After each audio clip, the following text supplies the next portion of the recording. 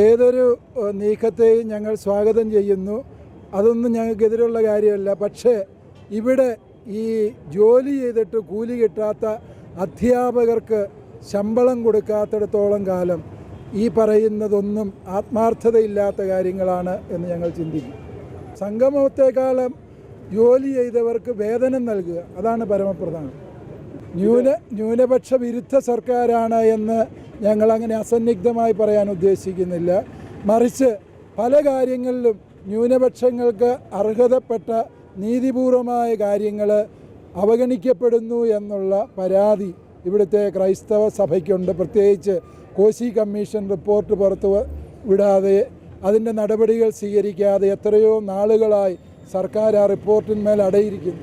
ഇത് അന്യായമാണ് എന്ന് തന്നെ ഞങ്ങൾ വിചാരിക്കും. അതുപോലെ തന്നെ ഇതര സമുദായങ്ങളിൽ നിന്ന് ഭിന്നമായി ഇവിടുത്തെ ക്രൈസ്തവ മാനേജ്മെൻറ്റുകളിലെ അധ്യാപകർക്ക് മാത്രം ഈ ഭിന്നശേഷി സംവരണത്തിൻ്റെ പേരിൽ ശമ്പളം കൊടുക്കാതെ തടഞ്ഞു വച്ചിരിക്കുന്നത് അതൊന്നും രണ്ടും കൊല്ലമല്ല, കഴിഞ്ഞ 7 വർഷമായി ഈ അന്യായം നടക്കുന്നത് കണ്ടില്ല എന്നടിക്കാൻ ഞങ്ങൾക്കാവില്ല. ഇത് അന്യായം നടക്കുന്നു എന്ന് മാത്രം ഞങ്ങളിപ്പോൾ പറയുന്നു. സംഗമത്തെക്കുറിച്ച്, ജനിക്കാത്ത കുഞ്ഞിൻ്റെ ജാതകത്തെക്കുറിച്ച് നമ്മൾ പറയേണ്ട. എന്താണ് സംഗമത്തിലൂടെ ഉദ്ദേശിക്കുന്നത്, ആരെയാണ് അവിടെ പ്രതീക്ഷിക്കുന്നത്, ഇതൊന്നും അറിയാത്തിടത്തോളം കാലം നമ്മൾ അതേക്കുറിച്ച് അഭിപ്രായം പറയേണ്ട കാര്യമില്ല.